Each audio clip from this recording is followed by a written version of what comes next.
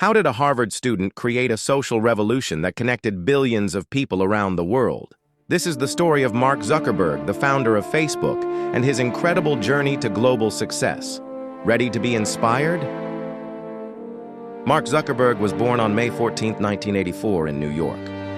His expertise in technology has been seen since a young age, such as creating simple software in his teens.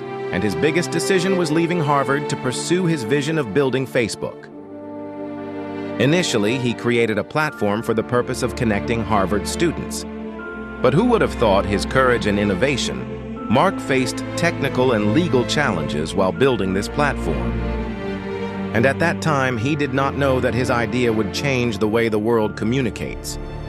Challenges and controversies did not make Mark give up even lawsuits from his colleagues. Lessons on ownership of ideas and integrity.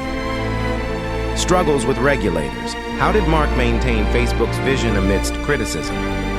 Mark always believed that every challenge is an opportunity to innovate. Now, Facebook is not only for Harvard students, its success is global. The impact of Facebook can now be felt in the world. Not bad. Facebook user statistics are now more than 3 billion active users every month. And Facebook is one of the tools to build a business, spread information, and create a community. From just a small idea, Facebook is now one of the largest companies in the world. Mark Zuckerberg is a philosopher and his leadership is unquestionable. One of Mark's interesting inspirational quotes is, "The biggest risk is not taking any risk." From the story of Mark's innovation ideas and expertise, in 2010 his story was lifted into a movie storyline entitled The Social Network. With the aim that we can all be inspired and motivated, understand more deeply the importance of committing to our vision, even though the world doubts us. And these are the points that we can reflect on in the storyline of The Social Network that can inspire us all. Talking about taking the entire social experience of college and putting it online. You don't get to 500 million friends without making a few enemies. I'm CEO, bitch. Site got 2,200 hits within 2 hours. 22,000.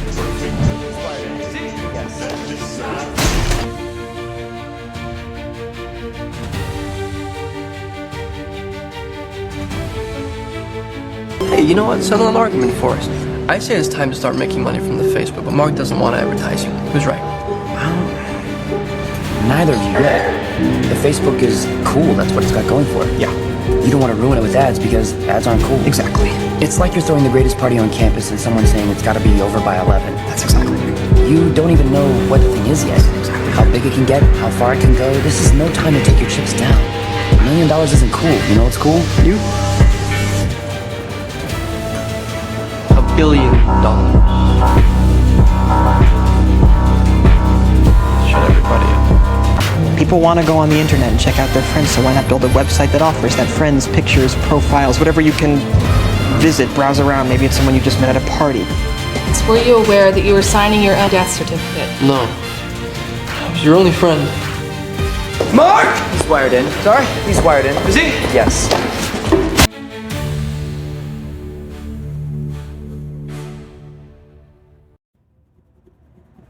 You have part of my attention. You have the minimum amount. The rest of my attention is back at the offices of Facebook, where my colleagues and I are doing things that no one in this room, including and especially your clients, are intellectually or creatively capable of doing. Did I adequately answer your condescending question?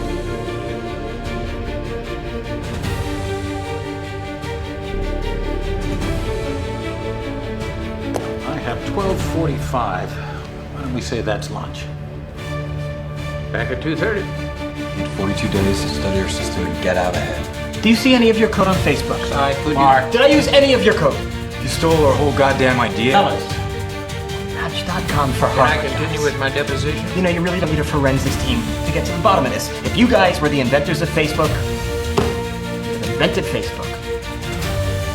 Cruel social media remarks. Facebook comments have been pouring in after 4 people died while hiking. You're dealing with an addicted generation. This is a big time bomb ticking.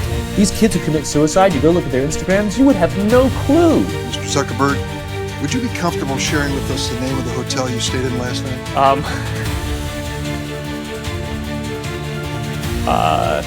No. People who spend more time on Facebook suffer higher rates of depression than people who spend less time on Facebook. It'll destroy relationships, it'll cost time, and it'll cost money, and it'll make your life worse.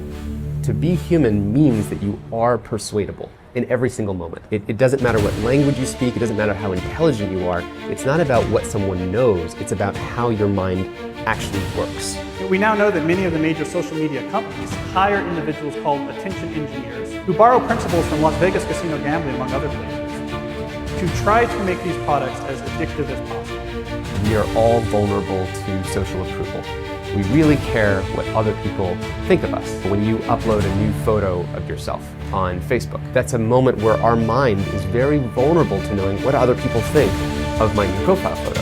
And so when we get new likes on our profile photo, Facebook, knowing this, could actually message me and say, oh, you have new likes on your profile photo. It knows that we'll be vulnerable to that moment because we all really care about when we're tagged in a photo or when we have a new profile photo. I mean, I think we can all feel it, and it's as if we've been infected. It's if they've drilled a hole in the back of our head, and now they've injected the virus, and now we walk around searching for feedback using social media. We know that engagement with social media and our cell phones releases a chemical called dopamine.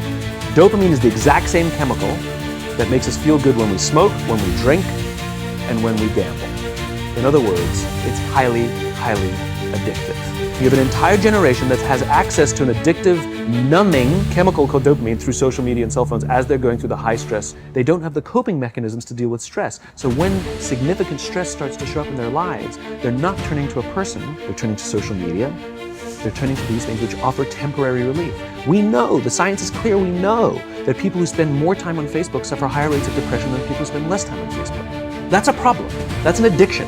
If you're sitting in a meeting with people you're supposed to be listening to and speaking, and you put your phone on the table, you're just not that important. So you have an addicted generation that doesn't have the skill set to ask for help. Combined with the fact that they're so good at Facebook and Instagram, they're good at putting filters on everything. So they're good at showing you how smart and strong they are. These kids who commit suicide, you go look at their Instagrams, you would have no clue that they were depressed. People look like they have a much better life than they really do. People are posting pictures of when they're really happy. They're modifying those pictures to be better looking. People basically seem they're way better looking than they basically really are, and they're way happier seeming than they really are. So if you look at everyone on Instagram, you might think, oh, these happy, beautiful people, and I'm not that good looking and I'm not happy, so I must suck. Some of the happiest seeming people, actually some of the saddest people in reality.